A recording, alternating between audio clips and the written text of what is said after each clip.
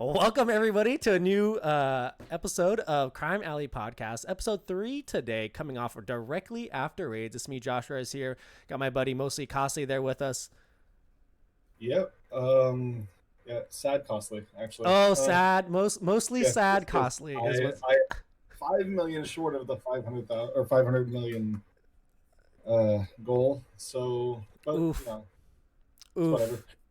He's whatever. I don't care about raids. I still have 5 rebirth crystals coming from being a owl. Yeah. So those court of owls must be nice to 30,000 gems, and yeah, they get 5 crystals for being number 1 alliance too, right? Yes. Okay. So we get 30,000 rebirth crystals. 30,000 rebirth crystals again. That'd be amazing. Oh my goodness. 30,000 gems, and we get 5 rebirth crystals. And then beyond that, like we get shards, but I can't remember how many. That's not really the important part. Yeah, who knows? Who cares? It's Adam. Yeah. So, how'd your raids go though? My raids actually went pretty good. My alliance, most importantly, our goal was top 50, and we got top. I think we got 35. I think we were 35. So, very happy about that. We missed out on top 50 last raid, by like 6 or 7 spots, but it was our first time pushing for top 50, and I, as the leader, was trying to like say, hey, you guys, we can slow down, we can go, or we'll wait till the last day. But I didn't realize that there was a push. There's a push for top 50, and that I just wasn't prepared for, and we got kind of too behind. But this one, we got out early. I was talking to Dubois, and I was thinking, I'm saying, this is a hard raid. I think most people aren't pushing because it's tough. It's tough. Yeah. And so I thought, I figured, hey, if we get out early, I think people are just going to not push that much because Scarecrow sucks. Oh yeah, Scarecrow was real rough. Actually, real quick before we get too far into before we get too tough. Let's do some housekeeping real quick. Okay. So we do now have the YouTube channel for anybody who misses the live broadcast, and as of right now, we will be doing this every 2 weeks on Sundays around 4:00. So right at reset now because of daylight savings, right? And 4:00 Pacific Standard, and then also the audio version is available on Podbean, iTunes. It is up on Google now. Amazon too? Spotify. I haven't got a thing back from Amazon yet. Okay. And then we have one other one. But it's pretty much everywhere where you're going to get your audio podcasts. We're up now. Oh, nice. Look at us. I plan to, as long as Josh gets me the archive quick enough, I plan to have these up by Monday afternoon. So... My goal is to send it to you directly after it's done recording. That's the goal. But you're gonna have to do a little editing now. You're gonna have to edit out this little schnibs in the beginning that I goofed up. I forgot to switch over to headset. Well, at least we actually have an intro this time. That's stone because I don't know if you've gotten a chance to actually go check out the audio versions of the podcast, but all of them have me for the first like 30 seconds explaining why there was technical difficulties. Okay. And it actually happened to be like that past week when I posted all of it, and I was sick that week. So like it's sick me doing an intro. Oh no! Okay. But we should be good here going forward. And then but I just wanted to go ahead and make sure everybody knew, where you can find us. YouTube, iTunes, Podbean. YouTube. Spotify. iTunes, Spotify, Podbean. Those are all the audio sources. Yeah, YouTube. Definitely check out our channel. And if you haven't, drop a subscription there as well. Those are free. You can just click the bell, and then you get notified of when our videos go up as well. But yeah, that's we're chugging along. Episode number 3 so far, and we were just talking about DCL, and the raids just finished. Scarecrow sucks. He's a jerk, and he's annoying. Yeah, they could take Scarecrow completely out of the raid circuit, and I'd be completely fine with it. Yeah, I wouldn't miss it. Oh man, it's not that great. Right. He's just annoying with all the hit chance downs. Mm-hmm. It just drags. Like I hated this raid, and I mean, beyond the fact that like I didn't get 500 million, like that's my own fault that I didn't get it. Oof. But beyond that, like this raid took and. Comparing it even to last raid, I know last raid we had the 10 times tune, and like crazy things happened. It's like I'd almost prefer we have a 10 times tune and then have 1 day less or something, like some way to just mix it up to where it's like to balance out having such an overpowered tune. Right. You know what I mean? And so it's like because this raid took so long to do anything. All the fights took forever. Yeah, the fights were long, even I at mean, 5 times. And I have Owlman, I have Steppenwolf, Steppenwolf, yeah. I have all these characters to help my team deal with, and it still just took forever.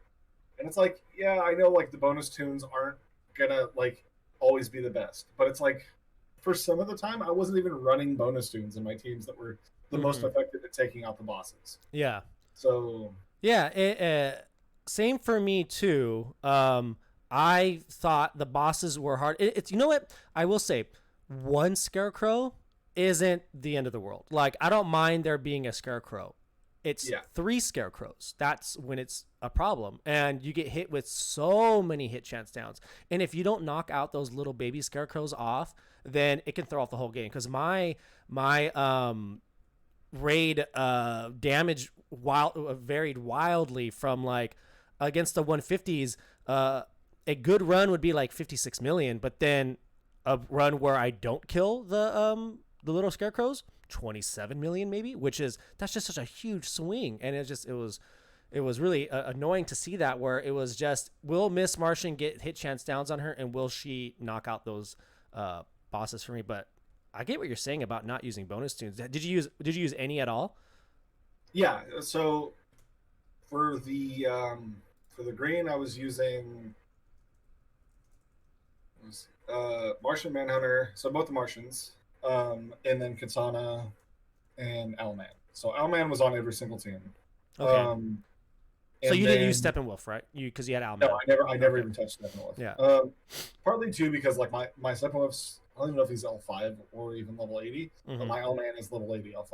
Okay. So, but then it's like for the blue, I actually used Atrocitus, Harley Quinn, Quite Vexing, Azrael, and Owlman, which I love Harley none Quinn. of those are bonus tunes. Yeah. For anybody who's watching this way later on and doesn't remember this raid, none of those are bonus tunes. I love Harley Quinn, Quite Vexing. I think she's so great. And so for the red, the red was like I used like Lex, Miss Martian.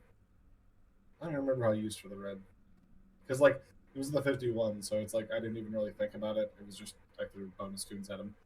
But even for somebody like me who like most of my roster is maxed out, this still was a pretty difficult raid. So like I don't see how this could be easy for some of the lower level. Oh, as a lower level player, again, if you do not have Steppenwolf or Owlman, just forget about it. Like, forget about it. I mean, yeah, you can climb up the ladder if you do the hit and quit. It's on the 150s, but just not being. I mean, yeah, like, again, you didn't use bonus tunes, but you're coming in with level 80s, L5s, some rebirths. That's what you're bringing if you're not bringing bonus tunes. And if you're a new player and you don't have Steppenwolf or Owlman, you're probably not going to be able to bring in anything that's going to do any sort of damage.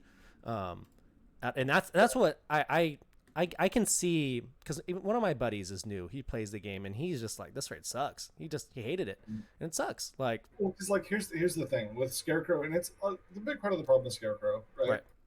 And it's like, even if it's like, yeah, so both Owlman and Steppenwolf, they both give you crit chance ups. So that's nice. I think they're both crit chance ups. Yeah. Steppenwolf does crit up too. Yeah. Yeah. So, and then they enable you to hit. That's great and all, and like, yes, it enables you to do, crit more, do more crit damage, but at the same time, you're still having to bring a tune just to deal with the fact that Scarecrow is the bomb. Yeah. Like, that's not a bonus tune. To where it's like, in any other raid, that could be another bonus tune or a striker. Like I think Azrael is going to be a mainstay of raids because he does so much damage. Where it's like Azrael could be in that slot, but unfortunately, you got to bring somebody. I mean, Azrael could probably still fill that slot because Azrael, striker-wise, isn't going to get a bunch of hit chance downs on him. But you get what I mean. Like, you got to bring a character in to deal with Scarecrow for your whole team. So it's when that could be a better character. So. I know I had a different range of teams I used. I ended up switching my 150 team at the end because it was a green boss, right? Was it 150 was green, right? 150 was green, yeah. A green man bat? Yeah, green man bat. No, focus. Um, 90 was a Clayface, but I switched to a Lex lead. So I went Lex, Martian Manhunter, Miss Martian, and Arcus for those. And those ended up getting me consistent about 40 millions. Like the variations was way less on that. So it would be like 37 million on a bad run and then 40 million on a regular run. And then I'd pop for like 52 on a good run. But I stayed somewhere between like 35 to 42 million. okay. There was a couple of them where I hit 19. Okay. Okay. Oh yeah. See, and like those Outman dying is what that was like. Yeah, and and then and the reason why I brought Lex, I didn't have Steppenwolf on that one because the my Miss Martian was able to take care of the little scarecrows, and even if she didn't, that's when I would have the bad swing. But if she didn't, the heals would come in and purge away the hit chance downs, and then they would eventually kill the little bosses. But I would also use. I'm looking at my teams right now. I also had for the blue bosses, I used Steppenwolf, Miss Martian, Azrael, and Harley Quinn quite vexing. And then for the non-150s, I found I could kill them quicker with Steppenwolf, Miss Martian, Manhunter, and Arcus. So the 90s, I used that. So I had to use like a different team, even though they're both green, like the 90s and the 150s. I had to bring in different things because time was a factor. You know, you had to do things quickly. Yeah.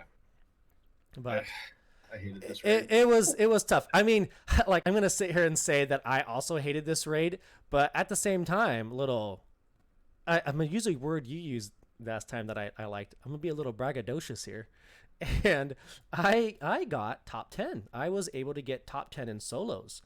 So nice. I finished number 9, and wait, how many points is that? Because that's insane to me to get that many. Right. Like, okay. So this is what I was kind of surprised at. My total points was 653 million, which is not a normal amount. Because usually in the other raids, I mean, last raid spoiled everyone. I think last raid was everyone's popping for 14 million and getting clear in 150 bosses and soloing 90s and. Interesting fact of what you're saying there. Mm-hmm. I'm actually looking right now because I was like, what place did I get? I didn't even hit 500 million. So we can see where the 500 million cutoff was. I can see it because it's right above me. It's literally the next person, just rubbing it in my face. Is 105. So 105 people got 500 million. Nobody else did.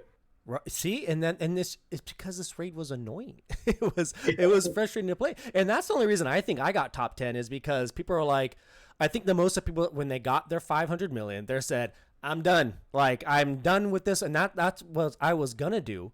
And the only reason I kept pushing was because on Friday night for like about 6 hours, I was number 1, and I was like, well, I mean, we came this far, might as well see how much more I can push. But, yeah. See, for me, like how consistently do you hit 500 million? Since I've started going for 500 million, which was 3 or 4 raids ago, I've done it every time. And so I just push hard on Friday night. Yeah, so I missed it this time. And then do you remember the broken raid?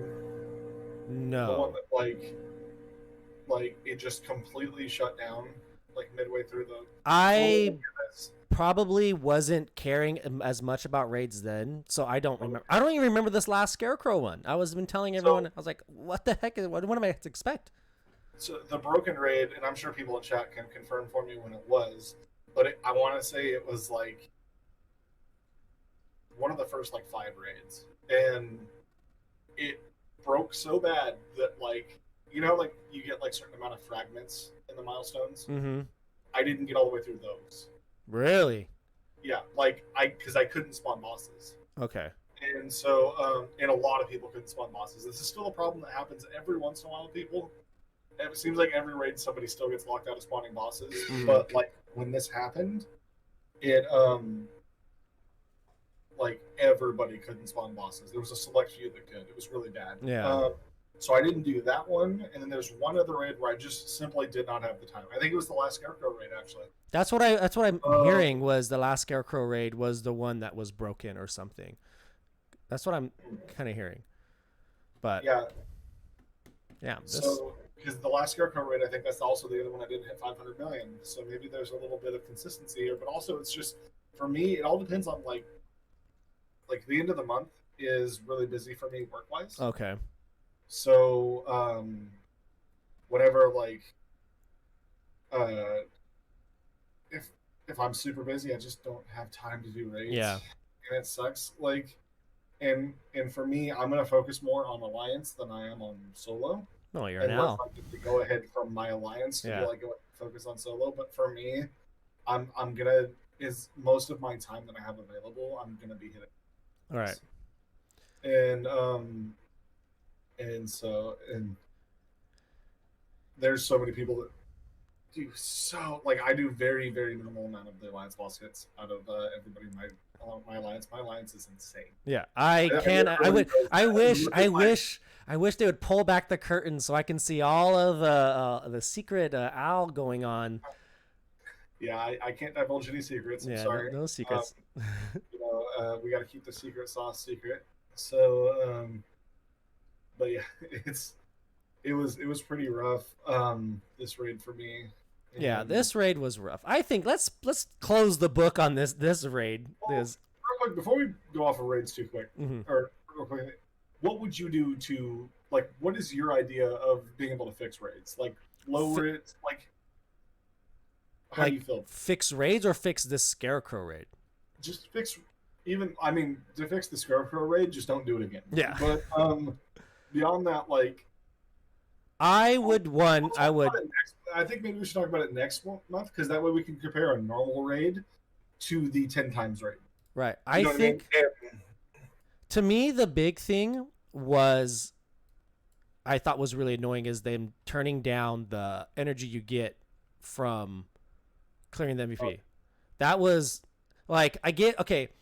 To me, it wasn't so much that they did that. It was the fact that they did that after the raid started and people bought the packs, and then it's like, oh, by the way, I know y'all spent your money buying the packs, but by the way, you're not going to get the same return on what you do. And it's like, well, shoot, that's hey, give us a heads up next time before. Well, just because even on that whole thing in general for me is just like, okay, so you give us less energy, that's fine, because I still have 3,500 solo energy, Mhm. right? And I was just 5 minutes short of like, in essence of like my energy usage, we can say that I hit 500. You know what I mean? Because I was that close. Where it's like, as far as like energy usage, so it's like, I still that's a lot of energy to have left and still have hit 500 million. Right.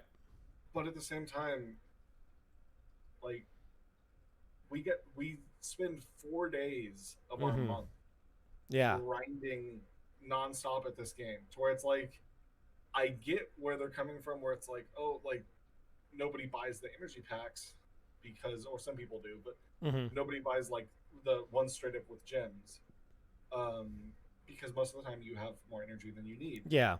But it's also like it kind of like raids feel rewarding in that sense, to where it's like the one time where we get to play something where we're not spending, like we're already spending so many gems getting the PvE energy Mhm. to spawn the bosses. Right. We don't need to then also make the energy to fight the bosses be super Yeah.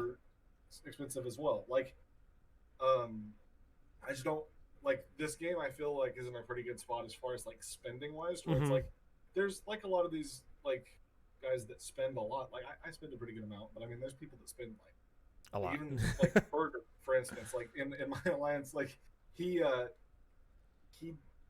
goes crazy on some of these tunes, right? And so Right. it's like it's got to be so expensive, or Twin City, Mhm. and it's like that's got to be so expensive. But like even that pales in comparison to the people that would like where were like Guardians and Owls and Convoluted and like all the big whales of this game, where all of them are at in other games, it's so much more expensive than what we spend. Right. And so it's like I don't want this game to get to that point because I like where it's at now. Like, Yeah. I feel like this community is so good in this game where it's like I don't want them to push people out. You know? Yeah. Like it's just because like I think you're gonna upset like a lot of people. Like people were already upset. It's gonna get even worse Mhm. once people run out of energy.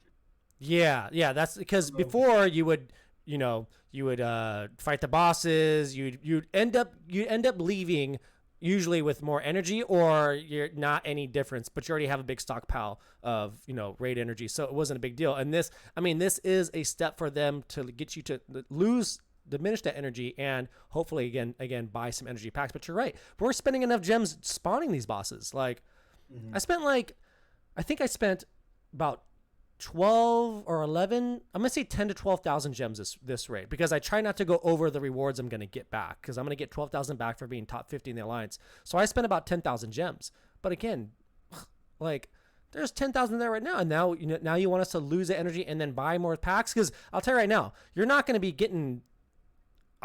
get 500 million if I don't have that raid energy there to go, because I'm not gonna be spending gems on getting 15 energy. Like when I have 2,300, I'm not going to go to that being only 30 energy and then pushing on that. That's too much. Yeah, it's one of those things where I just, maybe they're going to do it every other raid or something.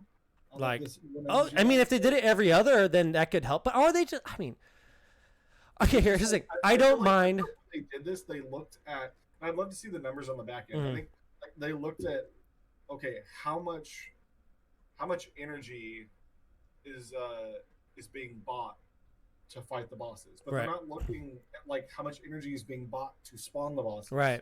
You know what I mean? Where it's like there's a huge expenditure there already. Like I will say, as of right now, I think I'm only a couple hundred down from when I started. So I mean, it wasn't that, and I played a lot more and I spent more to get up the ranks, but I think, like, I don't think the 1 energy is that bad. I just think the big drag of it all is they did announce it.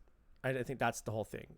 Like, they announced it afterwards. I think that's the whole spiel. Like, I think you can still, it won't be so detrimental to go from 2 energy on the 90s to 1. Like, it won't be that big of a deal. I don't think. But again, I'm not some, big. It's one of those things. We'll just what happens. I don't want to condemn them for it yet, but it's also like we'll see what happens. So transitioning off of raids, new characters started. Yeah, Siege is out. New characters, and then so new characters. What do you think of the new characters? I'm in love. I love lanterns. I think on the last raid I said, hey, I don't mind getting more lanterns, and look, we got more lanterns. Maybe they're watching. This year has been a year of the lantern. It has been the lantern year. There's so many lanterns this year. There are so many. I'm pumped for Indigo 1. I'm pumped for Black Hand. The boy did a little bit of showing off the tunes the other night, and they looked cool. Black Hand looks like he can hit real hard if they have shields or something. And Indigo 1 is, I love the design of her character. I think it looks super cool. I can't wait to really start using them, but I'm pumped. I'm pumped. Yeah, so Indigo looks good. I haven't looked at her kit. This, again, like, with these characters, normally what I do is once I get them and then rank them up, that's when I'll start looking into their kit, just because if I try and memorize it beforehand, I don't remember anything. Yeah. I learned through playing with them rather than like reading.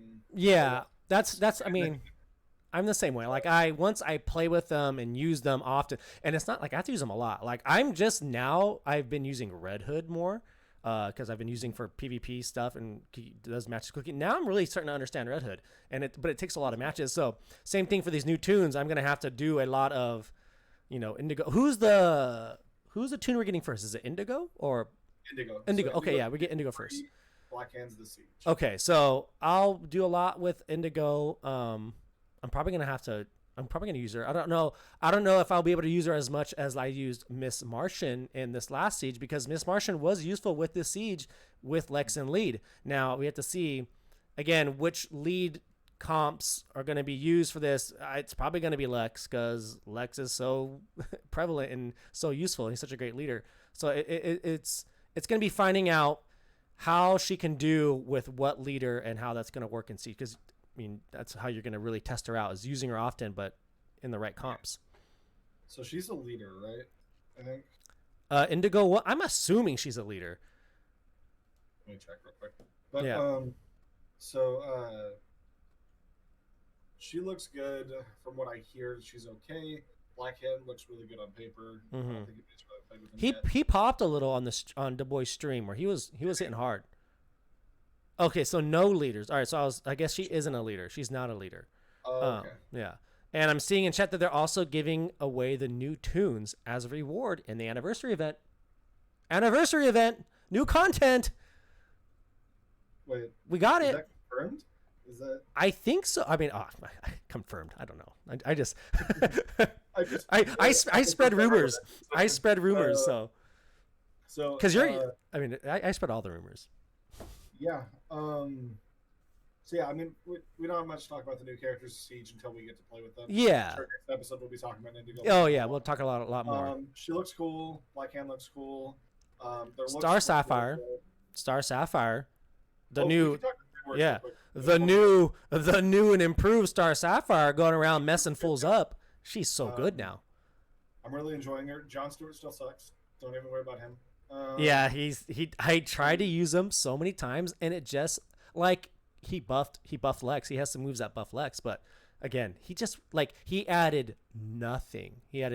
But Star Sapphire, I don't even want to talk about John Stewart because he's a jabroni still. But Star Sapphire, she is Queen Star Sapphire running around now. Like, she hits so hard, she double pops, she that overheal, if she does it on herself, will take her from like 0 to 200. She's amazing. And all those when she gets overhealed, she gets like crit immunity on her. She's so tanky, it's insane. And that AoE now, is so. She's a good Lex counter. She's a good Arcus, Arcus counter as well. You know what I was saying was I had made a question when I do my Reddit posts. I always throw in a question of the day, and I talked about which new girl would you like to see. I think I said new girl. I put Bleeze, whatever, but I put spoiler in there. And what Star Sapphire does is something I think spoiler should do. She should ruin your plans, spoil everything you're doing by AoEing like strength downs, intelligence downs, debuff, heal immunity. Like, it should all be put on you. So you're gone. She spoiled everything. Yeah, I think that would have been, because that's how I feel with Star Sapphire now. When she comes in and she drops the AoE, I'm like, oh, all my plans are yeah. When they make spoiler, not to go off on a tangent here, when they make spoiler, she's probably going to be another physical invisibility too. Yeah, that's what happens. Bat family too, like it's just how it is. It's just how it is.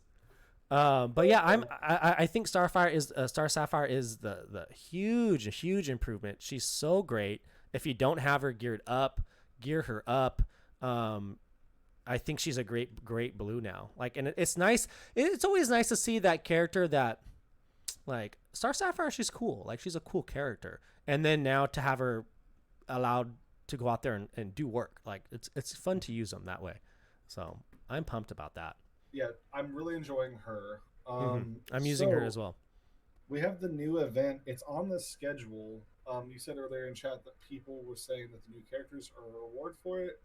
But what we can see, if you go tap on it, at least we can say confirmed here. In the mailbox? Rebirth crystals. Yes, you're going to get, I mean, that's making a lot of people happy. Legendary essence, green essence, and then it looks like fragments. So, rebirth crystals, hopefully it's not just one. It's gonna be one. and so it's gonna be one for whoever wins it. Here's the thing that worries me a little bit: is the requirement is heroes level 8+. So please, like, I get that it's an anniversary thing, right? So it's like, I get that, okay, anniversary, make it to where everybody can do it, right? But can we get like the last 3 nodes at least to be like gear 11? Okay. I'm already laughing about this because in chat they're like, here comes another G11 rant. Here comes the rant. Because you know what? I'm right there with you. Like, I talked it to death, and I don't even know what to say. I said enough. I'm trying not to. I don't want us to go spiraling into another rant here. So we're not going to spiral. I don't want to spiral into a. We both have talked about this on our streams and in each other's chats during the stream. Yeah. So, but here's the thing, like, it's an anniversary event. I get making, like, maybe, like, okay, let's just, for the sake of argument, say it's a 20 node thing. Okay. Right. I get making the first 15 nodes able to be done by gear all the way up to gear 10. But then the last 5, can we please get those? Like, the first one is like how hard the last node of team challenges are, and then it escalates even further than that, where like the last node you should probably need to be bringing like RB1s. I'm okay with that. Even though Rebirth is a scam. Say Yeah. that. But I'm okay. Like, to me, an anniversary event is to celebrate 4 years, and it should be something that, if you've been playing for a long time, it should be, hey, like, look how far we've come.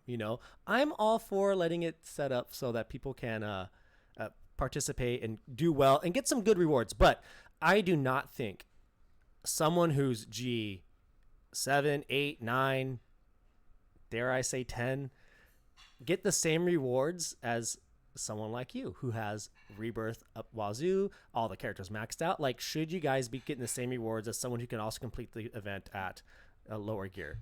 Is what I'm saying. They should not get the same. They shouldn't. They should tier the payout, the rewards, or I don't know. They shouldn't. So real quick to piggyback off of something, like again, we try not to pull chat in too much during this, just because they are recorded for podcast reasons. But we're not gonna like ignore chat to bring in something that Rundown sang in chat. Gear 11 deserves more game or in-game content, just not an anniversary event. I completely agree with you here, and like that's kind of the thing right now that like had we been getting more content and there was actual in-game content, I would be like, cool, anniversary event, let everybody do it. Mm-hmm. But it's the fact that like we haven't seen anything new since raids, right? So it's like, can we please get some new stuff in here to where it's like, so for those of you that don't know, I've fallen back into Raid Shadow Legends this week. And because I had been logging in over the past year on that game and getting the welcome back, or log in, or whatever, like when there was a big update, they'd be like, here's like 7,000 energy, everybody had it. Okay. Like they didn't actually give 7,000, but by the time I started playing again, I had like upwards of 8,000 energy. It took me all week to burn through that energy, by the way. Okay. And now playing that game, there's content ideas that have popped into my head because I'm really enjoying things about that game. Like there's this arena game mode. Okay. Tell him. So this would be amazing in DCL. And like I see M4 in chat saying blasphemy. You're gonna like this. Hold on. So there's a game mode that wasn't in there back when we all tried it, M4. So basically what it is when you go to attack somebody, well, first off, in arena, you set up your defense teams. That's a huge part of this. But then when you go to attack somebody, they have 3 teams queued up.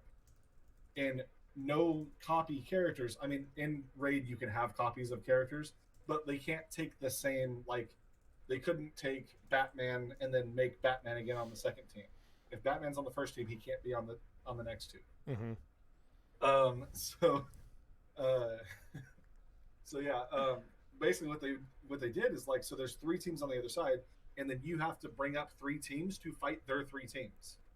So your first team faces their first team, your second team faces their second team, and then your third team faces their third team.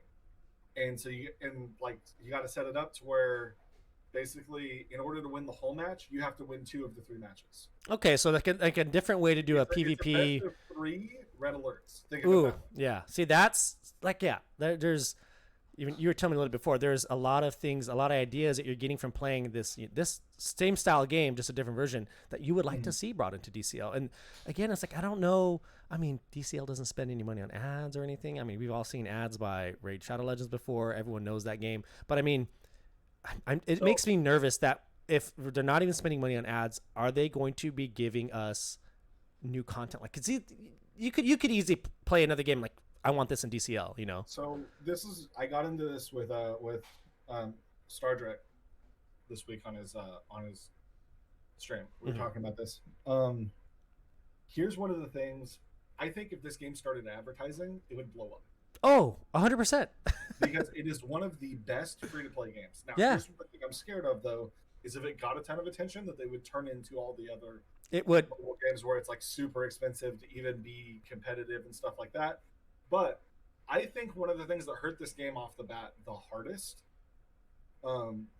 is, does anybody remember the Angry Joe review this game got? Mm-mm. So for anybody who's not familiar with Angry Joe, he is a console game reviewer. Okay. Right? Now this happened, so this game launched right around the time that like Battlefront 2 came out with all of its microtransactions. Okay. And actually, that came later, but it was when like the microtransaction age in console gaming was really starting up. So basically, this was a new DC game that got put out, and the last DC game that was out there was DC Universe Online.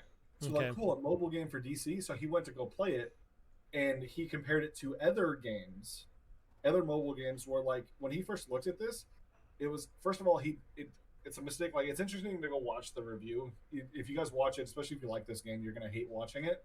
But he does the wrong things where like he goes in and he spends $20 on gems and then he buys mystery packs instead of buying the Oh Suicide Squad boy. headshot packs that are sitting right there. So like Yeah. he gets fragments and doesn't even get characters unlocked What a noob. because what ended up happening to him is he got lucky and unlucky in the way that like when he bought it, he got fragments for characters that like took 90 fragments to unlock. Mm-hmm. So like those are super rare characters.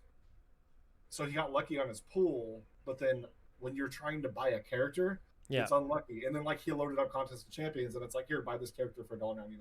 Oh, So like, yeah. when you're just trying to review the game, like it doesn't look good. You know what I mean? Yeah. So and the game was way different back then. So I think that hurt this game significantly because if you go look at that, that thing has millions of views. That review. And to where I still heard people referencing that when here's my next point about like when they were changing over teams and everything and the game was kind of unfocused. I don't know if anybody's familiar with the Comic Storian on YouTube. He's a comic book reviewer. Yeah, I know him. Well, he has Eligible Monster, his gaming channel. They did a mobile game thing and they were playing DC Legends, and the hate from people basically that didn't understand DC Legends and how that it gotten better almost pushed him away from playing the game. Oof. And also the fact that whenever he would log in, literally there was no welcome back here like other games do. It was just literally log in, get your daily reward. You know, and so it was like nothing was reaching out and pulling him in. Right. And then also there not being a reason to upgrade your characters. Mm-hmm. You know, kind of like pushed him away on the fact where it's like he couldn't like spend a bunch of money because that's what he likes to do in those games. He couldn't spend a bunch of money and then suddenly be set up super well because number one, the game doesn't explain it very well how to do it. Yeah. Number two, the community's not big enough to see, even though like that's somebody big like approaching the scene, like the community's not like big enough to have noticed that and reached out and grabbed him, if you get what I mean. Like it's like I think that was a failure on the game side of just like the stuff that we're used to how it works. They didn't explain it well enough. Come in, like they don't know how to upgrade their characters. They don't know how everything works. Like I know that you can, you know, get into red alerts and get your characters leveled up really well that way. And there's a bunch of ways to get. I know how to help somebody level up and get on the right track. But unless I know that they need help or they reach out to me, there's no way I'm getting to them, and the game does nothing to try and explain it to me. Yeah. And so that's kind of a problem where it's like I think this game could be better and could get way bigger if it started advertising and put more things in there of like helping you get through the beginning part of the game and understanding. And then also if they brought in like if they really incentivized even bringing some in-game modes to where you know, people who spent a bunch of money in the whales had like some incentive to really rank up their characters, you'd get a lot of these big spenders coming over from these other games and playing over here. I wonder if even as something as simple as like as this is when I read the anniversary, they said waves or whatever. Imagine if they had a mode where they would like it would be, you know, you beat a team and that team goes away, and the further they wave, you know, 20, 30, 40, like a whale like you or someone with a lot of big characters, they can go deep into the event and get amazing rewards where like someone like me wouldn't be able to go as deep, or someone lower wouldn't be able to go as deep there, where like the first, like kind of explain, like think of it like Tetris, like the first few levels of Tetris are really easy. Like it would almost be boring to go through level 1, 2, 3, 4, 5 because you just one shot. But then when you get to those later stages of that wave, that's when I think you can start making, hey, this is why you build up your characters, because if you get to wave, you know, 75, you get a rebirth crystal, and then once you die, you start back over. And then so imagine like how much more you'd play, or maybe you can there's a lot of interesting things they could do. There's Yeah. like if you go look at like it's like you don't have to go far to get these ideas. Just go boot up another game. Yeah, that's true. These games rip each other off all the time. Like it doesn't matter if you take something like I've proposed for the longest time some sort of a like alliance war akin to the way that like Clash of Clans did Clan Wars would be interesting. To where it's like instead of where it's like in that game you would pit like Town Hall 10 up against Town Hall 10, Town Hall 8 against Town Hall 8. Like it'd be their one versus their one, their two versus their two, and stuff like that. You would do the same thing, but with like the highest, like I guess you would go off power ranking of their highest team they could get. You know, I'm sure there's a way they can figure that out. Yeah. Yeah, like to make it fair. Stuff like that. Yeah. Raid Shadow Legends has a clan boss that basically like you can get a bunch of really good materials that works kind of similar. So Raid Shadow Legends is like what we have for raids, but an entire game. So like you end up fighting. You go through multiple waves to get to an encounter that looks very similar. Okay. So, but they could do a lot of stuff like that. And it's like I had a friend who just started playing again recently. He had played for like 2 months back, like around the time Enchantress came out. Enchantress was his first ever legendary, so he had to have started a little bit before that to be able to get her legendary at least. And then when he came back, I was like, okay, it's much more free-to-play friendly than when you last played. I was like, just this is what you need to do. You need to get these set of characters and then just farm them through campaign. Once you're done with that, you can then get those level up well enough to then start doing red alerts. Red alerts will snowball you into getting more characters to then be able to complete the hero challenges further and faster and better. And like he kept getting caught up on the fact that like he couldn't get very far in the hero challenge. I'm like, you will eventually. Don't worry about it. Yeah. Like I was like, eventually you'll hit that wall you keep hitting, you'll just break straight through. And I was like, but the game doesn't show him how to do any of that. And then also like it's kind of I don't want to say it's complex, but it's like there's a lot to the easy path, if you know what I mean, in this game. Like the right path that like, you know, you got to know, hey, you need to get like I've always recommended to people when you go to rank up, get 3 to 4 of each affinity and then go up through the tiers being gear 6, gear 7, gear 8, gear 9, gear 10, gear 11. And then gear 11 level 80, and then gear 11 level 80 RB 1, 2, 3, 4, 5, 6, 7. You know, not 7, but you know. Yeah. So like I've always recommended that like you get a set of characters and then get to the top of one of those tiers, go to the next one, and then go to the next one.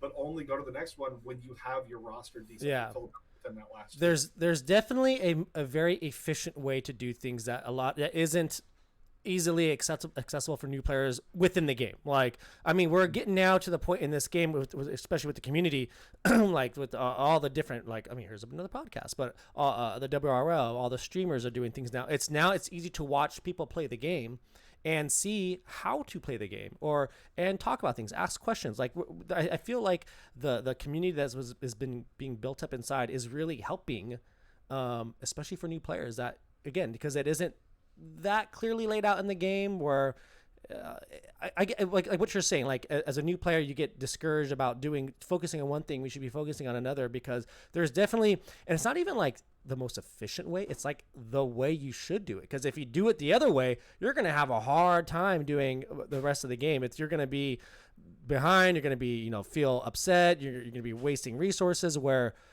if you do it the right way, then you're just on the path. You get to really see the fun of the game. You get to really, you know, go in there and do work and feel like you're accomplishing things and earning rewards. And so there's a lot of things they need to do, especially for the new players. Yeah, I think. But what else do we got to talk about today? What else do we have to talk about today? Well, 3 Jokers came out, the finale. So should we talk about this now? So, well, before we move on to 3 Jokers. Okay. I was going to say, is there anything else DCL we need to clean up? I mean, we pretty much covered everything, I think. Yeah, we did a little baby rant, and then we talked about Star Sapphire, a little bit how good she is, Jon Stewart, Solo Jabroni, Black Hand, and Indigo 1, probably our next podcast when we will actually be able to get to use them instead of just kind of like watching some people play them a little bit, but really get in there and work with them and see how they do to kind of give our little reviews on them. And I'm sure most people are going to, other big brains out there, I'm not a big brain, but the other big brains out there will have some good reviews and how to use them properly. can when a new player comes out, I'm thinking, can they work with Lex? Because that's all I need to know. If you can work with Lex, then I can work with you. You know, So, are you ready for Siege? Siege. I am ready. Siege is now. It started Yeah. immediately, and I am. I love that they started immediately right after Yeah, raids. It's so much fun. You know, yeah. Not a day. Not a day off. it's one of those. I I'm sarcastic, but at the same time, it's like it also sucks when there's a week because it's like I get that they have to start it on Sundays, so right. it's like, It ends on a but it's Sunday. like Yeah. when there's a week, it's like holy Uh, crap. when Like, there's a week between when there's nothing going on, it is kind of like like yeah. I mean, if I had to pick, would I rather have a week off or it start immediately? I'd rather have it start immediately. Now, So if I could pick a day off or start immediately, I'd pick one day off. mhm. But Yeah. So do you have the characters? What characters do you have ready? I got, oh my God, costly. That's why I'm kind of pumped about this siege. I got some characters because I already had Star Sapphire geared up. She was ready to go. She's Yeah, I G11 was max up. already My John Stewart is actually already good to go. I have Alan Scott. I have Guy Gardner. So I got some options here. So this might be my time to shine. I think now that I got a taste of the top 10 in raids, I want that number one spot. I'm coming for number one. I'm telling you right now. I'm calling out M4. I'm calling out the boy. I'm gonna go number one this siege. You know. Hey, just don't let my Mr. Freeze throw some speed guns. Oof, oof, that Mr. Freeze still haunts me. He's such a good character.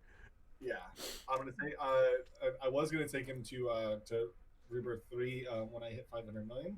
That didn't happen, so Uh-oh. I'm gonna wait till like reports tomorrow. Then I'll take him Rebirth 3. So for me with the way that like getting ready for Siege works is this is how because like literally all I have left to do in the game because everybody's gear 11 Mm-hmm. is I have everybody gear 11 L4 except for Joker damage goods. He's L3. Okay. And most of them are 72. I say actually it's not even most anymore because now since I started doing this, I have like almost 75% of the roster at level 80 L5. Okay. So what I had started doing because once gear 11 was done, I started doing whoever the bonus tunes were. I had to make sure I got them to level 80 L5. And then that includes the new characters. So by the end of the month, like the new characters every time for me are L5 level 80. Adam's L4 right now, level 80, but once I'll farm up on Wednesday some legendary essence and get them up. But for me, all I had to do to get ready for this siege was I had to take Alan Scott to level 80. I had to take John Stewart to L5 level 80. Okay. I had to take Cyborg Superman L5 level 80. Now, for me, what they were sitting at before was 72 L4. Okay. And then Joker, I had to take L5 level 80. Okay. And are you going to do the same strategy you do usually where you buy energy the first week just to get out there in the top 10? I might go for top 10 this time because I like Blackhand. Okay. Yeah. So I might actually go for this one. So yeah, that I'll be going for that. Now, if I lose a bunch of matches in the beginning, I might go ahead and just do my normal strategy where I buy for the first couple days and then just hang on to top 60. But so I'm ready for Siege. I think I'm ready. Like I'm good to go now. I joke. I mean, I don't joke. I'm going for world's finest. No, but it costs too many gems. It costs. Yeah. I can't. I almost had a heart attack the last time I spent all those gems to get top 20 or whatever. But I'm probably gonna do a offer wall tonight. I'm gonna start one so I can maybe get like 50,000 gems. Because I'm in the U.S. and I have Android, so I get some big offer walls there. So I mean, if I find a good offer wall and if I start it, and if I'm liking it, and I think I'm gonna do it, maybe I will try to push every day. I mean, I don't know if I get some gems. I don't get access to those offer walls, so my gems come from being an owl and my pocketbook. So yeah. That's where my gems come from. Question, before we jump over to Joker's question. If you could switch over to Android, if you can move your game over to Android, would you?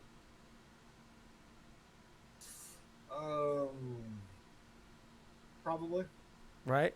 One of those things, it's like people ask me all the time, why do you still have because a lot of my friends switched off of Apple onto Android, and I personally, I like my phone and I like Apple products, Right. but I would switch to Android if I could.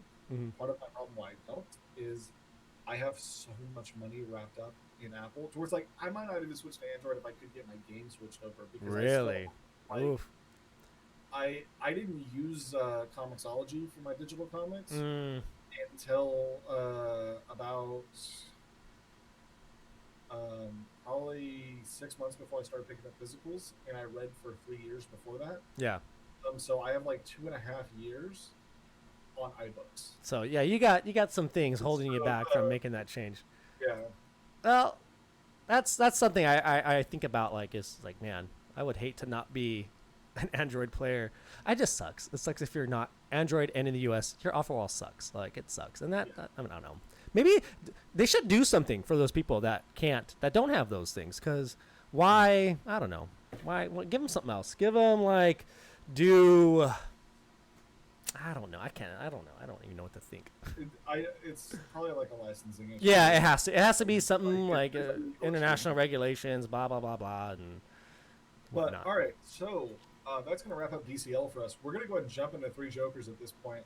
So if you do not want to be spoiled about Three Jokers, we are going to talk about the final issue and then the overall, the 3 issues as a whole. So if you do not want to have Three Jokers spoiled for you, and those of you that are in chat that don't know what we're talking about, it is a comic by Geoff Johns and Jason Fabok, and the 3rd issue came out this last Tuesday, and so we're definitely we reviewed the 2nd issue and the 1st issue, so we'll review 1 and 2 in our first episode. And quickly, if you're still here, and Google Jason Fabok, whatever, Jason, Google him, and then look at the picture of him, and look at Costly. They're twin brothers. They look so similar. Jason Fabok. Go Google it now. Look at him, and then look at Costly. So real quick, I'll probably end up cutting this out of the audio version, but for anybody here who's currently at the stream, we are. I'll go ahead and throw the links up in chat right now for anybody who is leaving, because we're going to talk about Three Jokers. Please go subscribe to our podcast in the audio format, and I can put links in your chat right now. This is going to be really embarrassing if I went to post that. So there's Apple, there's Google, and then subscribe to our YouTube channel as well. So that way, if you don't catch if you're not able to catch an episode, you can pick it up. Yeah. Afterwards. So I'm just throwing all the links in real quick. Hopefully your bot or anything doesn't ban me for. No, that's good. That's good. So yeah, there's all the links. So whatever is your platform of choice, please subscribe. It helps us out a lot, and then we will be.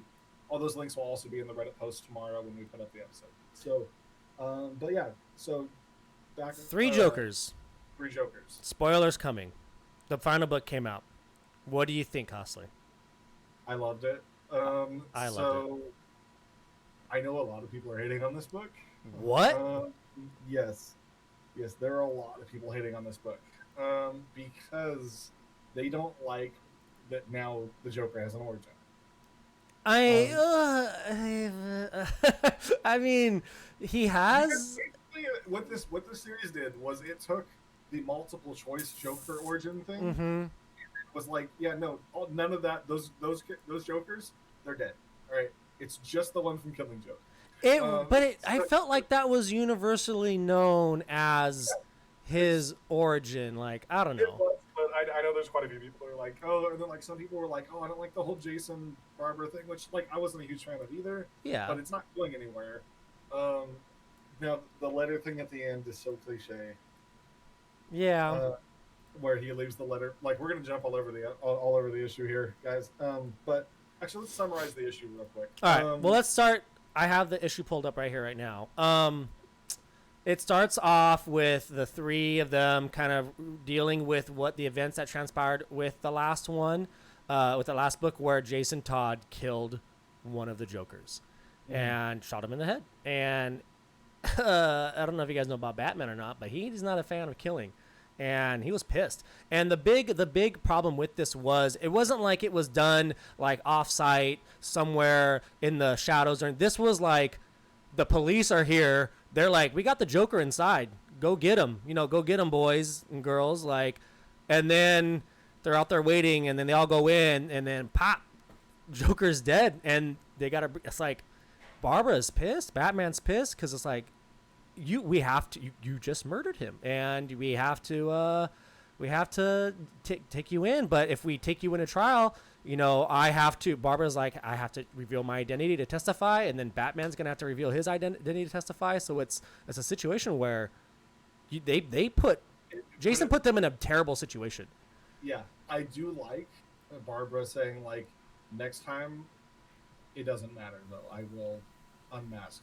Yeah, like they did say that. They told him. They said, "Look, next time we'll let you walk this time, but next time you're done." Yeah, and then from there in the issue, right, it goes into like when they go after Joker because he has Joe Chill and everything. Yes. And then there's a fight that happens. Basically, Batman saves Joe Chill, and there's a really cool moment between Joe Chill and Batman, and then also Joe Chill and Bruce later. And then so basically Batman saves Joe Chill, and then the criminal Joker, right? Or was it no? The killing joke one's the comedian. The comedian kills the criminal. So we find out basically this whole thing was the criminal's plan. Mm-hmm. I think. Yeah, I took some. The comedian makes a reference to the fact that like, did he set this up or did I set right. it up? Yeah. So. The criminal is little notes about him. The three Jokers. There's the criminal. He is the more focused one, and he seems to be the oldest one. He's the oldest Joker, which would lead you to believe that he was probably the one that created him if he's the oldest. But then there's the clown, and he is. They say in the book he's like the cappiness. He's like a children's show host. That's the one Jason Todd kills. And then you have the comedian. He's the sadistic one, and that's the one that you would know that one from Snyder's run. That was that Joker from the Snyder's run. So that's those three Jokers. The part that I'm confused about. The prankster one, which is the more sadistic one. And everything. Okay, Snyder's. Yeah. So is the comedian? So the comedian's obviously the one from Killing Joke. So he's the one that shot Barbara. Yes. Is he also the one because the one that Jason killed claims he's the one that killed Jason? I think that's the one that killed Jason. But he's also supposed to be Snyder's Joker, so it's like. Well, they could be. I guess that makes sense that it could be both of them. Yeah. If they're all supposed to be like from a certain amount of time, but again, what we find out is that they're trying to create. They're trying to create more Jokers, and that's their plan. The three Jokers, their big plan that seems to be orchestrated by the criminal, but we find out later that it was the comedian, Snyder's one, that kind of like pulled the strings on him to get him to do what he really wanted, which we'll talk about at the end. But it's just create more Jokers as to make more Jokers out there because there's three, why not more? And that's and they actually do kind of make a bunch of Jokers like in this book, but they die. Yeah, they die. But the big plan that they kidnap Joe Chill because Joe Chill. The criminal claims would be the perfect Joker because he would have a role in Batman's origin. Yeah. And so basically what the whole book ends up being, to summarize it all the way down, is the comedian basically says that he healed Batman's greatest wound so that he could now be Batman's greatest wound. Yeah, he said, I healed... Yeah, he says, I healed, I think I actually wrote that, I healed your greatest wound, so now I can be your greatest pain, is what he tells Batman at the end. But we learned a little bit about Joe Chill from this one, because Batman is going to go find Joe Chill. He goes to the hospital that Joe Chill was kept, and we also find that Joe Chill has been writing notes to Bruce Wayne. He's been writing a bunch of notes to Bruce Wayne, basically apologizing for everything he'd done. And we learned a little about Joe Chill, that he dropped out of school at 13. He had learning disabilities, and Batman kind of sees these and goes, oh, so he gets sick and then starts to try to, repent. But the doctor was like, no, he's truly a changed man. And he wrote those letters way before he got sick. Like he didn't he didn't mean to do it. And we find out because at the end of the last book, Joker said, tell them why you really killed the parents. And then so during this book, Joe Chill they're playing the recording of Joe Chill confessing to what the real reason was. And it was it's a heartbreaking story a little bit for him because he was a poor guy growing up, again dropped out of school.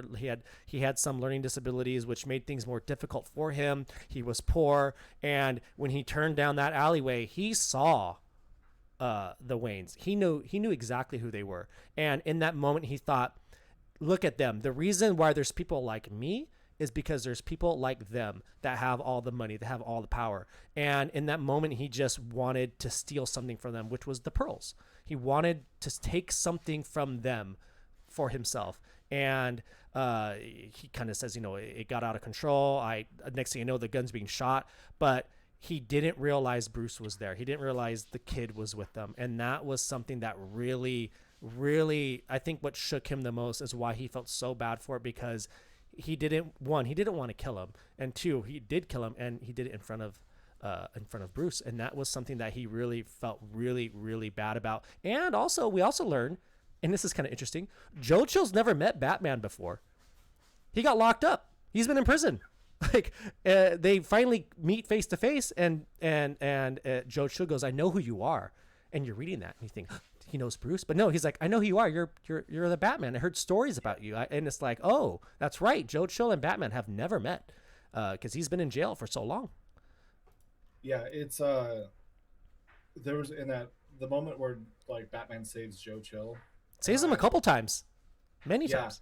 But then like dude, that moment at the end when like Bruce is sitting there as Joe Chill dies and he's holding his hand, it was like holy crap. Yeah. So Bruce Wayne shows up because, obviously Batman has the letters and gives them to Bruce Wayne. And so Bruce Wayne goes to his bedside as he's dying and basically forgives him. He holds his hand while Joe Chill passes away. And that's that's huge for Batman.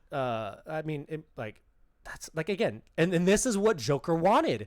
Like, I did this so I could heal you from this, so you can move on from this, just so I can be the greatest source of pain in your life. Like, that's what Joker wants, because he wants to do that until the moment he gets to take that knife in his hand and drive it through his heart, is what he also tells Batman as well. So it's like, oof. And there's some other revelations that happened right before this, because I'm trying to go through order of the storytelling here. So Batman does save Joe Chill, saves him a couple times. They capture the criminal, or the comedian, but at the end of that whole scene, Commissioner's talking to Barbara, and she's like, I just want you to know, Batgirl, that I support you in everything you do, just the same as Batman. But that Red Hood, I don't want you to get involved with him, because he's not someone you should get involved with. And you're reading this, you're thinking, oh, look, typical dad, stay away from the bad boy. But he doesn't know that Batgirl's his daughter. But then she says, that's none of your business, Dad. So I have a question about that. Mm-hmm. There's a pause in between. Right, there is a pause. Okay, do you think she actually said Dad to him, or was it after she turned away and it was under her breath? I think it was to him. I took it as she knows. She's telling her. I'm caught up on Batgirl, so I don't know if like she revealed. But I've also just been under the assumption that like Commissioner always knew. Yeah. It's getting dark. I'm gonna go turn on the light real quick. Okay. Yeah. I'll talk about that myself then. I read that moment as Batgirl looking at saying Dad to Commissioner, and I don't even think that moment was meant to be a reveal to the Commissioner that, hey, I'm your daughter, I'm Batgirl. I think that was legit a moment where she's talking to her dad, and they've both known for a long time. It's just now that we know they know. Like, yeah, it's like Dad, and it's like, oh, they know. That's how I took it. I really think it's under her breath. And I don't think so. Facing away. I think because when they do like whisper things, they make it really. They make the font smaller, or they like lighten it in gray, or that's the only reason. I'm actually gonna pull it up right now. I want to see exactly. Let me see if I can pull this up.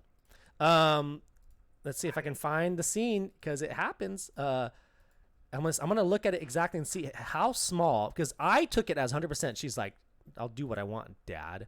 And see, I wasn't sure, and I was talking to like one of my other friends about it. He's like, no, I think it was like under her breath. I'm like, I don't know. Now, I've always been under the assumption that Gordon knows who every single Bat Family character is, because like he's a detective. They do a thing in Deceased where like he's surprised at like who everybody is, but I'm like, no, in my opinion, he does. No. He's also said too, during the Batgirl run, he says, like, I'm a detective. Don't you think if I wanted to know, I could know? Like, I could know if I really wanted to. So at the time, I don't think he did. I think they've always strung it along that he doesn't know, but maybe deep down he really does. He just doesn't want to admit it. But that's why I took it. I'm reading it now. Like, it says, what I do with him isn't your business, Dad. And I don't think it's under her breath. I think she is telling him. She drives away after that, and that's another thing. But talking about reveals, about people revealing themselves, another big reveal happens in the good old paddy wagon with Joker and Batman in the back, and they're looking at each other, and they're staring at each other, and Joker just looks at Batman and says, "See now, after all that drama, don't you feel better, Bruce?" And then Batman makes. This also was one of those things where, like, I think it's just a confirmation for us. Yeah. Because that's another one where I've always assumed he knows. Yeah. And then Batman makes a little face about it, and he goes, and Joker just goes on and says, "Bruce Wayne, Barbara Gordon, Jason Todd. I know, but I don't care." And he's like, "I won't tell." He's like, "The world can never know your true name because you must never stop what you're doing, like, because it might stop like everything you do." And Batman's like, "What do you want?" And then that's where he kind of reveals his master plan. It's along the lines of the whole thing where it's like Joker would never give up his identity because then Joker wouldn't have his play toy. Right. And and after that paddy wagon scene where they drive him away, that's when we see that Bruce is with Joe Chill on his dying bed. But then, oh my God, talk about reveals. Talk about look what else you didn't know. What do we see after the hospital scene? We see somewhere in Alaska. We see a nice, cool SUV driven by Bruce Wayne, driving up somewhere, and this is they do this often in comics. I think of it whenever I read scenes like this. I think of it like a movie where we're seeing him driving in the background. It's like Bruce is talking to Alfred, and Alfred says, "What does he tell him?" He says, "It's actually, there's a moment earlier in the comic where like Bruce is going to tell both Jason and Barbara something, and then he doesn't. Like something about the Joker. Yes. And then he doesn't, and then they ask him like, "You were going to say something. What was it?" And he says nothing, and then like walks away. And then at the end of the comic, basically we find out what that something was. He reveals it to So when they were like planning out how they were going to find the Joker, they were asking Bruce if he really knows who the Joker is, and he says he basically says, "If I knew, you would know too." But then again, we get to that final scene, and Alfred says, like, one man causes all this problem and stuff. Like it sucks that we like basically like we don't know this unknown man is doing all this much damage, and Bruce basically tells him like, not like I'm Batman. He's like, I've known the Joker's name 1 week after I met him, so Bruce has known who the Joker is right from he's Batman. He's the world's greatest detective. Of course he knows. It's one of those things where like it makes sense, but it's also like this is one of the things that like a lot of people have a problem with. Right. Because it's one of those things where it's like this is one of those ones where I could see them leaving out of continuity when they pull stuff from this book into continuity, because technically everything's out of continuity. Right. And stuff will eventually be pulled in, because I mean Killing Joke was out of continuity until this is one of those things where I can see them pulling everything but this in, because this invalidates a lot of stories.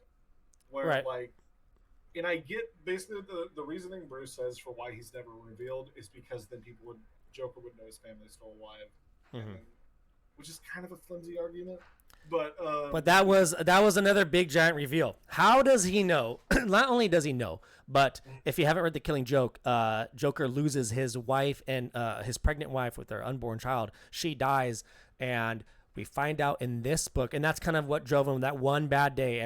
All it takes is someone to have one bad day to become a normal person to become the Joker. But in reality, we find out that his wife was kind of a little bit scared of him, and didn't really know how he'd react, especially with a child. So she, with the help of the police at the time, fabricate this story that she's died, but in reality, she's kind of taken away and hidden in Alaska. And Bruce knows who she is, knows where she lives. And not only is she still alive, but the child is alive, and he looks like he's probably like 13, 14 years old or something. But Joker's family is still alive. but the main driving point behind all of this is Bruce telling Alfred, but the Joker's name isn't what's important. Knowing who he really is, it's not what's important. It never has been. It's never been important who the Joker is. And that's kind of where the book ends, with that revelation that Joker's family is still alive. Batman knows who it is. Joker knows who Batman is, knows who they all are. But we still don't have a name for the Joker. We don't know who the Joker is. We know his origin, but we don't know who he is. There was a briefcase in that scene, and it had initials on it. There's a briefcase in which scene? In that scene, whenever the whoever's escorting his wife in the new house or out of the old house, there's a briefcase with initials on it. JW. Yeah. So that's interesting. I don't have any speculation on what the name could be. Yeah. But it's also like, again, this is one of those things where it's like, this is the part that people don't like because it invalidates stories like Zero Year, or I mean, not that like a lot of people want Zero Year to go away anyways, but because a lot of people like Year One better than 0 Year. I don't think 0 Year's necessarily a bad story. It's just Year One's a better story. As far as an origin, but then like it invalidates other things, like when anything where there's ever been high stakes, where like knowing who the Joker is and like capturing him, like death of the family, both of them, like if he knew the Joker, things could have ended so much quicker.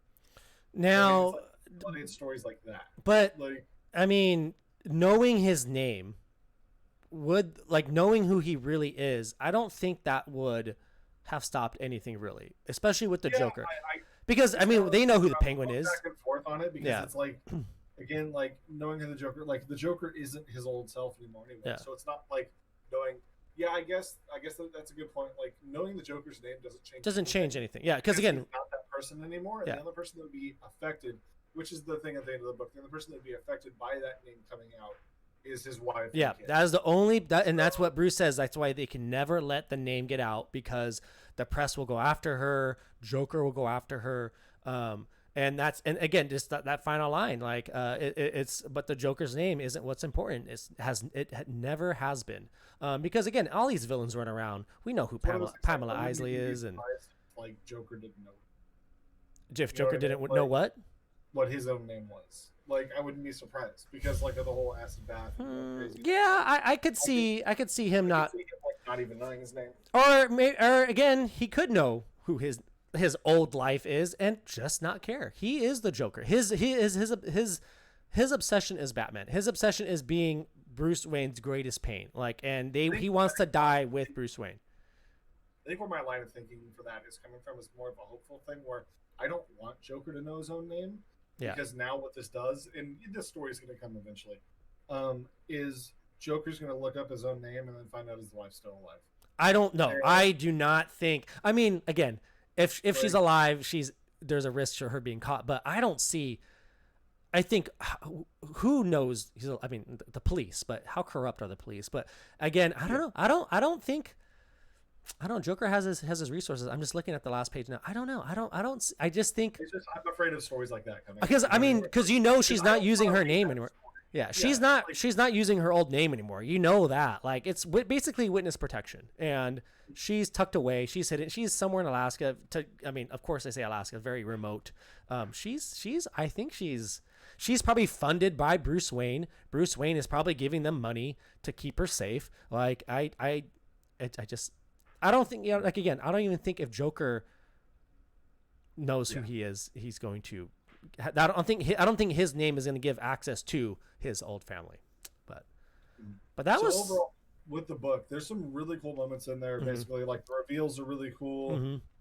Overall, like is the story, the three issues together? Is it like this game-changing, life-breaking? It's cool. I think this is game-changing for the Joker, and I think this is game-changing for the dynamics.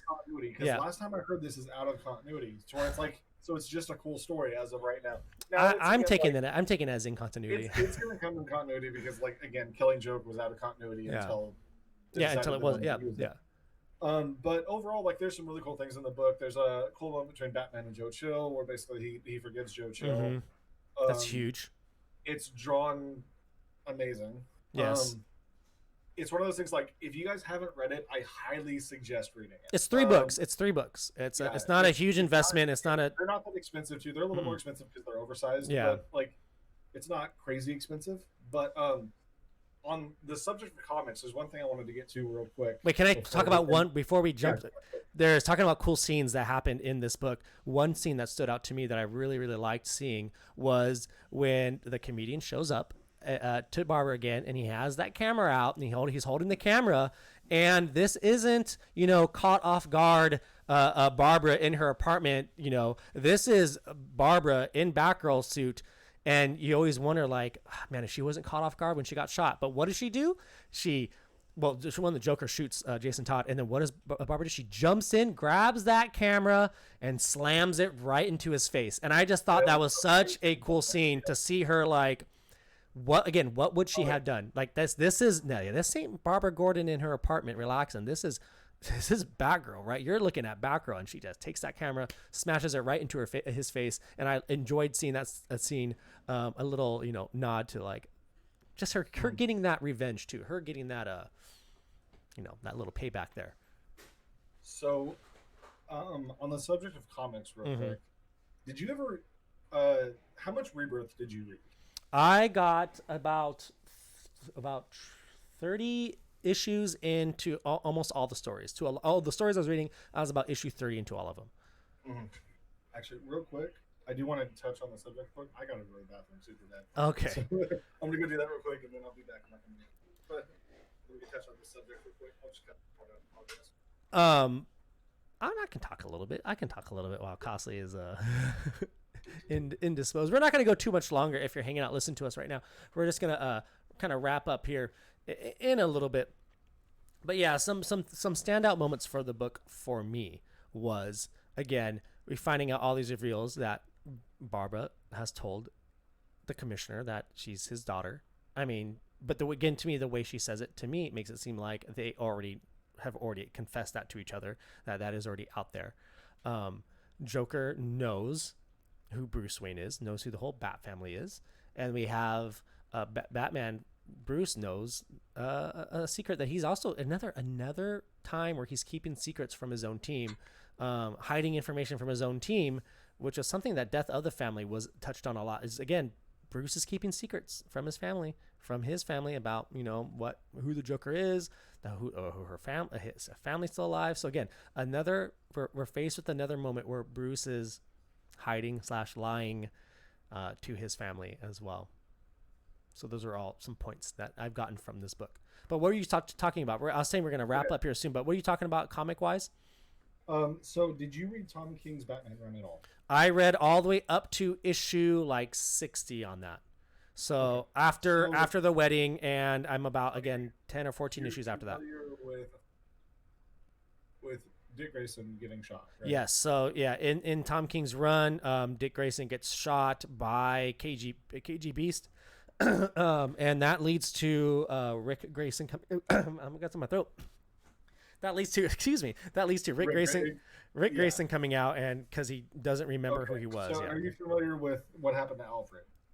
I'm not 100% familiar with what happens with Alfred. I know something happens.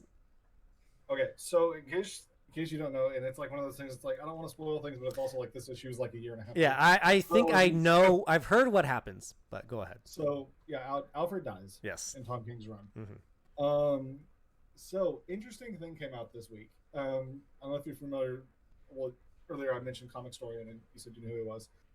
Comic Storian has a podcast with Sal from Comic Pop, and they interviewed Tom King this last week.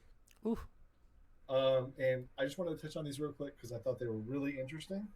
So during the interview, I highly suggest watching it. But during the interview, um, basically,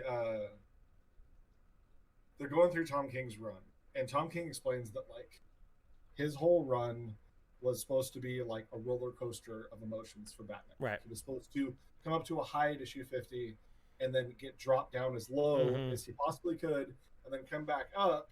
And then as soon as he got to where he thought he was going to be happy again, that's where Tom King was like, and that's where I'm going to shoot Dick Grayson in the head. Okay. And then like to prove that like Batman can go to his lowest, be broken down to nothing, and then rise from it. Okay. Which I'm like, I'm here for that book. I like that book.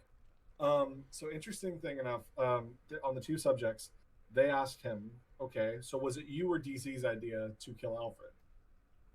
And he goes through and he says, basically, Alfred, if you read the comic and you go look at it, he says, if you pay attention, there's gas in the corners. It was supposed to be a Scarecrow fake out. Oh. So Bane kills Alfred in front of Damian. And it's supposed to be Damian having a Scarecrow hallucination. Well, once Tom says once Dan DiDio read the book on the shelves, not as an editor, when he read it on the shelves, he went, we're doing this. And so that's where they kept Alfred dead. So it was an editorial decision. That one's not as big as the next one. So they asked him about Dick Grayson. And they said, was Rick Grayson your idea? And he said, no, what my idea was to shoot Dick Grayson in the head. And he said, and in the very next issue, I was going to bring him back to life. But DC was like, no, I want to do that. And so Tom came up with a story for them, and he said, here, let's do this then. And it was going to be like a 6 or 12 issue miniseries where Tim Drake took on the mantle of Nightwing as he helped Dick recover. Okay. That sounds fun. Until Dick could be Nightwing again. Right. And DC said no to that and then did Rick Grayson. So, there it is. So I just wanted to bring those up because I thought it was really cool. Like it was an interesting thing to get to see in the background. But yeah. So beyond that, that was 3 Jokers. That was just I want that 10 series now. But we're never gonna get it. So that's pretty much the episode, I think. Anything else you want to bring up before? No, that's it for me too. I just after reading the Joker, 3 Jokers, there's actually one scene I do want to talk about really quick, and this isn't anything crazy. This is me being really talking about, Tom King saying gas cans in a corner, really looking at something. Jason wrote Barbara a note, basically explaining that he would quit being Red Hood, that he really does think something is there, that they can work together if she will have him, that he would give up the Red Hood, be someone else, or just be Jason, and that's up to her. And if she doesn't want it, that's fine, and she won't bring it up again. Just throw the note away. If not, then come talk to me. And the note is basically thrown away. But I'm just looking at this right now. The guy sweeping up the note down the hallway, he's wearing a purple jumpsuit. He has a hat on. Again, this is nothing. This is just me speculating. But he's wearing a purple jumpsuit, hat on, letters in yellow on his back, and it says Fun Time Cleaners. Now, I don't know how silly that is, but it's just... They drew this. They drew a scene of a guy sweeping up the note. He's wearing purple. It's in yellow letters on his back. He has a hat on, head down, brown hair. You don't see his skin color. His skin color is all hidden. And yeah, the back of his shirt says Fun Time Cleaners. So just, I don't know. Could be nothing, could be something. Who knows? Who knows with these writers and artists and why they do things. But I do know they don't usually just do things for no reason, is what I will say. Are you looking at it now? Yeah, he has brown hair. That's one thing you can. Yeah, that's all. Brown hair. That's all you can tell. But yeah, purple. Fun Time Cleaners. I don't know. I'll let everyone else decide on that. If you want to go back and look at that book, could be something. Could be nothing. But who knows? But I think that's gonna wrap it up. If that is the Joker, thank you, Mr. Joker, because I don't want that story. Maybe he doesn't either. Maybe he doesn't want. Maybe he read that note. You know. I mean, the note just falls off the door, so I don't know if Barbara ever even got it, but. Yeah. But that I think that'll wrap it up for the Jokers, and I think that should be good enough for today. Okay. We got some more coming in 2 weeks. Again, these will go up the following Monday after the Sunday that it's recorded, which is every 2 weeks. And then for all the DCL guys, I think most everybody that listens to this is going to be DCL. Basically, just you can go off of raids. So if there was a raid this week, then come back in 2 weeks and we're going to be recording again. But it'll always be the following Monday, and then it'll also be up on audio format same day. Audio format normally actually will probably be up before YouTube, because YouTube takes a little bit longer to upload because it's a video.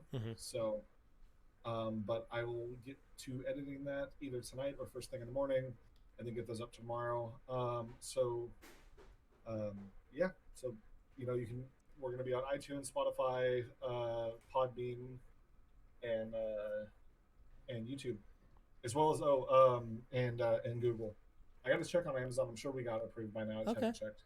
So sounds good to me. So next episode we'll probably be talking about Indigo 1 and Black Hand a little bit. We probably still won't know much about Black Hand at that point, but we'll talk about Indigo 1. And Siege Talks. How's Siege going? And all that fun stuff, and maybe some more new comic news if something big comes out.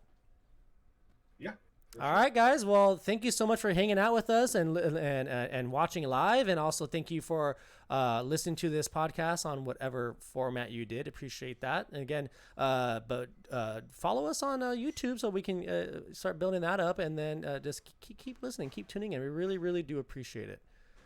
Well, that'll be it. I'm Joshurawrs, and we got MostlyCostly with us, and that'll do it. All right, guys. Have a good one. Take it easy.